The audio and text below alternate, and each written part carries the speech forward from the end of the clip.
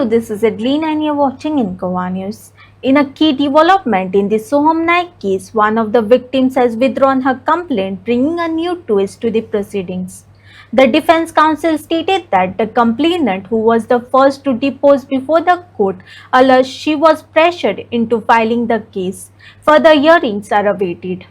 सोहम नायकाची आमी anticipatory bell file केल्ली ती काल आमी विड्रॉ केल्या. काल विड्रॉ करपाचें कारण अशें जालें की पुलिसांनी थंय येवन से फायल केली, म्हणजे आपली रिप्लाय फायल केली आनी पुलिसांनी रिप्लायाक सांगलें की आपल्याक ताका अरेस्ट करपाचो ना म्हणून.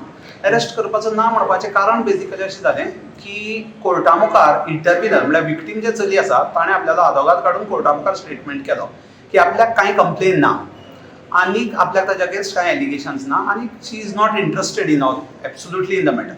सो त्या सिच्युएशनाक ताणें कोर्टाक येवन सांगलें की आपल्याक अरेस्टूय करपाचो ना म्हणून पुलिसांनी सांगलें. सो आमी एंटिसिपेटरी बेल फायल केल्ली आनी ज्या परिस्थितीन आमकां कळ्ळें की ताची अरेस्ट करपाक नाका तेन्ना एंटिसिपेटरी बेलाचो कांय पर्पज सर्व जायना, सो कंटिन्यू करून कांय पर्पज सर्व जायना म्हणून आमी काल ती एंटिसिपेटरी बेल विड्रॉ केली.